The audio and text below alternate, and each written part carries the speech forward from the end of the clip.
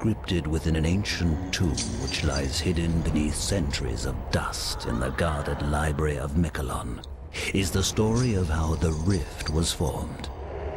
Though most cannot recall a time when the Rift did not divide the Enclave from the Outlands, they were at one time unified. In that time, there were lands which were believed to bear the very essence of magic, for they were lush and prosperous. All who did not hold the secrets of the soil, which were protected by the Pact of G4, coveted these lands fiercely. The great demon, Vatar, knew that with this magic, he would be invincible. He would at last prevail over all. Venomously, he led his army to attack the dwellers of the land to claim it as his own. The battle raged, and the people fell before Vatar's vast army. Victory was so close it could be tasted upon their blackened tongues, as bodies of the defenders lay sprawled about them on the bloodied field. Exultantly, Vatar rose to proclaim his triumph. It was then that disaster struck, in the form of a pathetic little wizard called the Mighty Zale. With a roar of anger and anguish, the wizard slapped his staff into the ground. The world trembled and then cracked, parting beneath Vatar's feet. With an outraged scream, the demon lord plummeted to the depths, to be consumed by the earth he sought to rule. A chasm grew from this powerful blast of magic, wide and longer than any could measure. It was too vast to be traversed, thus separating the people who fought against Vatar forever. The devastation on the faces of the defenders was a small consolation to the Dregatar, as they retreated to pray for Vatar's return. It is said that time heals wounds, and perhaps it is true. For in the centuries after the land was torn asunder, it appeared that magic began to knit them back together. The rift has grown smaller, and can even be crossed in certain locations.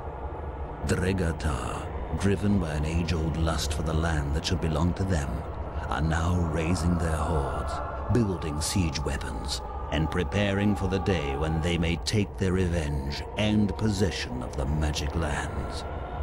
On the other side of the rift, the people of Selenheim are strengthening their defenses. They know another war will soon be waged against them. While the armies are being gathered along the border of the rift, the head counselor of Arkmur, Mordessa, is making further preparations. Volunteers are being brought to her for special tasks, and there are rumors about an ancient force about to be awakened, one that has been slumbering for hundreds of years. And it is here that our story begins. Violently shaken from their sleep, the Chosen are taken by hooded figures to an unknown fate.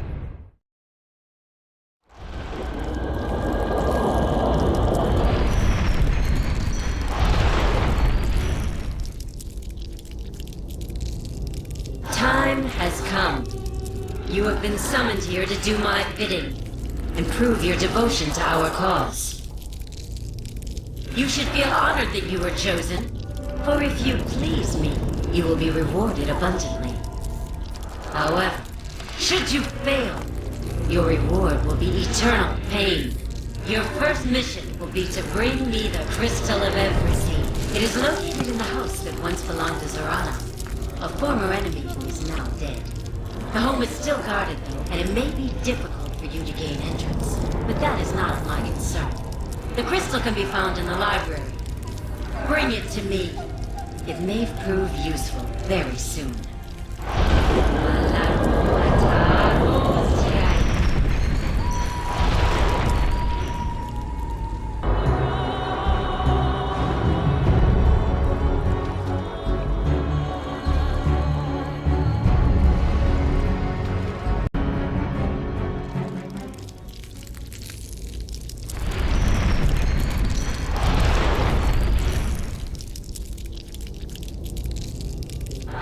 Do not tolerate failure!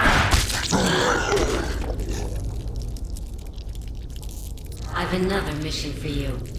There is a merchant named Marcus. He is a nuisance. Not only has he been spying on us, but he has been bringing supplies to the Enclave. I will no longer tolerate this! You will find him and dispose of him. The artifact you recovered has great powers. I don't think that even Selenheim or the old wizards know of the forgotten portals throughout the realm. With this crystal, I can send you anywhere I desire. Once you are done, I will open another portal for you. I will watch you.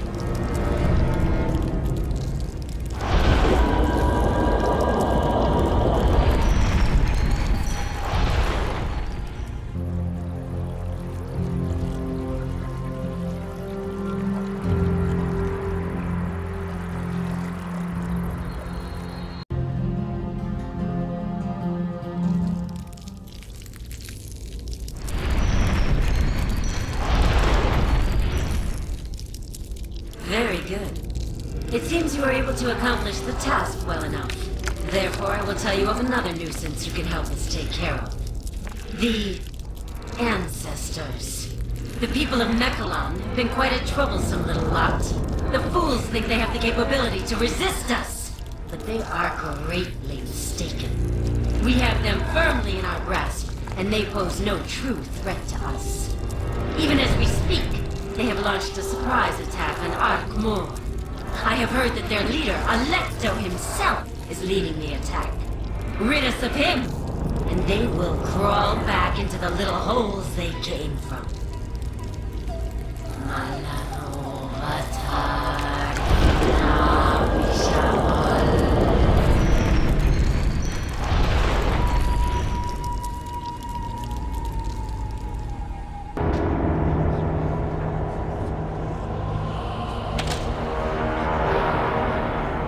Charge!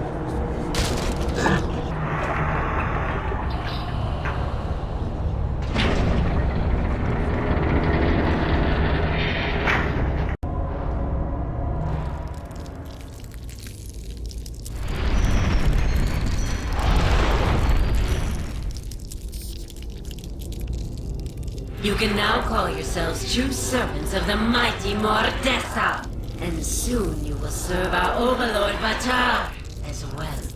For once I have the Tomb of Souls, I will raise the Great One anew, and through the bond of blood, we will be one, and reign together over the world. To start the ritual, we'll bring our glorious master back. I will need the Tomb of Souls, and you will get it for me. It lays within Zorana's former stronghold, in the Mansion of Dreams. Zorana, thought to rival me for our lord's affections. The foolish woman tried to gain control of the demons using the Tomb of Souls, and ended up becoming one herself. And then she was defeated by that feeble-minded wizard Zale. The legends say that the little man took the book and put it somewhere safe to be protected by a powerful guardian. But I'm certain those are just rumors that he started himself, to throw those who sought the book off the trail. He does not have the power necessary for such a feat. But we shall see. The trail leads to an old house, called the Mansion of Dreams. See what you can find there.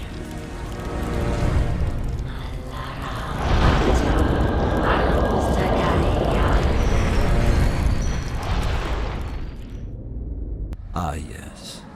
Perhaps these few would prove themselves to be an asset to the High Counselor.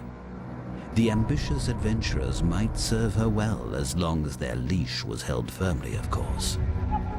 As reward for their achievements, a far more difficult and important task would be placed before them. The information Mordessa would allow them would be limited, for they need only to do what they are told. Stepping through the dark portal into her chambers was rarely enlightening. Yet, they would learn more than they had expected.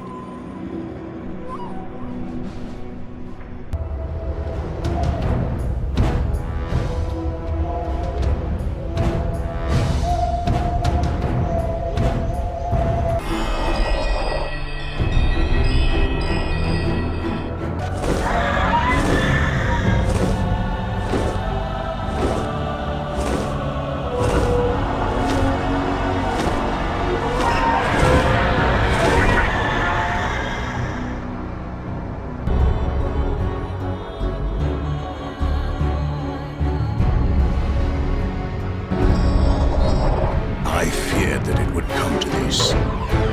Give me the time.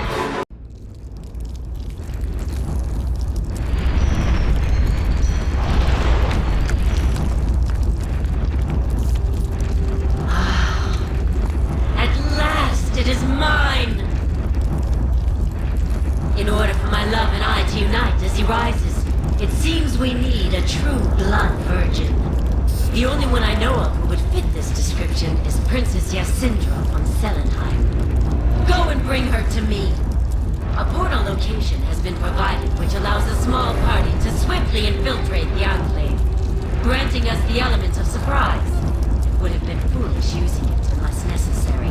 But now, time has come! Do not fail me!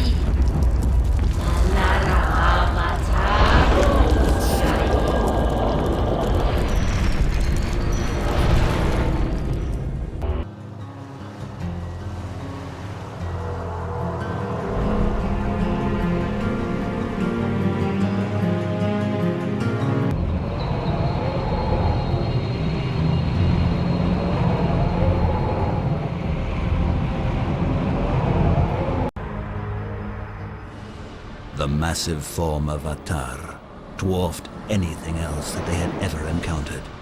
His presence was terrifying, for he was essence of power and evil incarnate.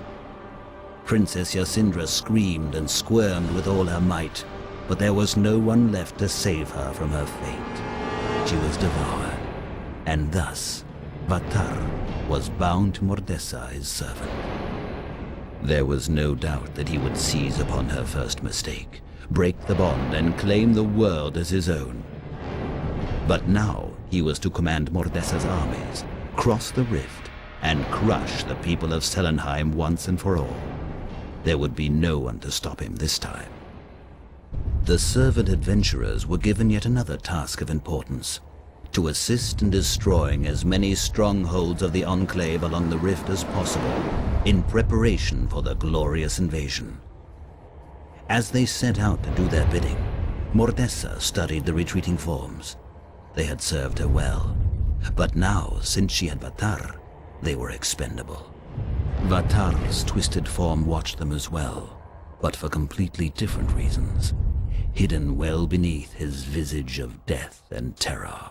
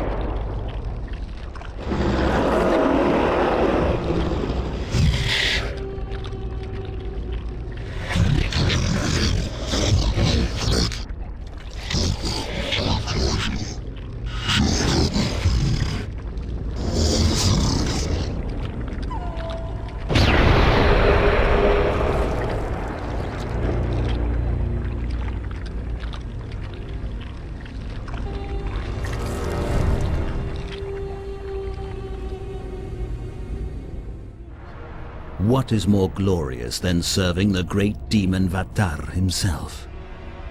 Not even the Mistress Mordessa could rival the offered power and prestige that would come from being chosen personally by His Eminence. Their rewards would be immeasurable if they helped free him from her trap, and the punishment, if they did not, would surely make death pale in comparison. Demonstrating his immense power, Vatar effortlessly summoned a portal which would take them to Ur-Anon Island, Mordessa's personal lair. Icy winds howled from the ocean, and whistled over the small island, barren and lifeless. The only evidence of inhabitants was the crude structure perched threateningly upon the hilltop. Here they would forsake their mistress for a new master.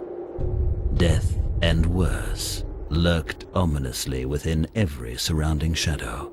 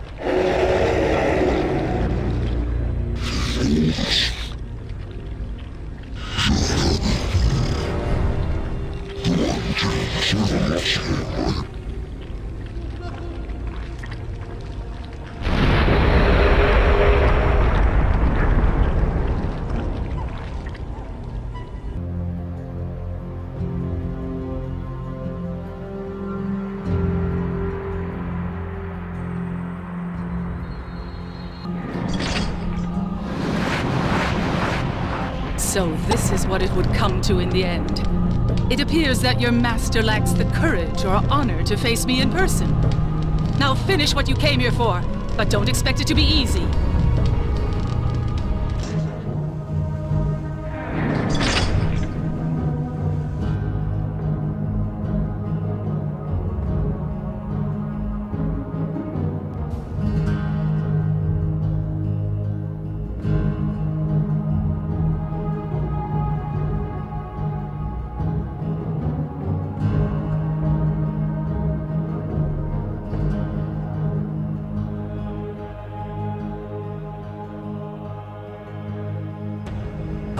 The wretched little queen and her bothersome assembly fell to their destined defeat, and Vatar watched as a stunned silence fell over Selenheim, for all could feel the loss of their beloved leader.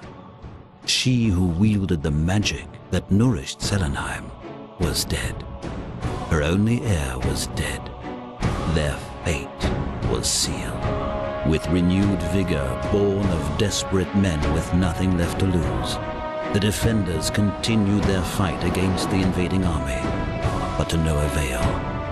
The hordes of Drigatar engulfed and devoured them. Most were put to gruesome, painful deaths. No honor was spared, no kindness shown. The insignificant beasts who used to be known as Selenheim's proud and valiant guardians were now led through the streets in shackles, chained as slaves. With great satisfaction, Vatar stood upon the mountaintop, watching the prisoners being herded away like dogs. Yet, a sense of unease was beginning to creep over him. Turning, the mighty demon looked down to see a mass of red and gold advancing toward the trampled battlefield. They were obviously intent on attacking, probably expecting that his troops were already weary from the war they had just won. But such blatant arrogance from these mortals who thought themselves greater than he could not be tolerated. Angrily he rose to call his army once more to war. But that is another story, to be told another time.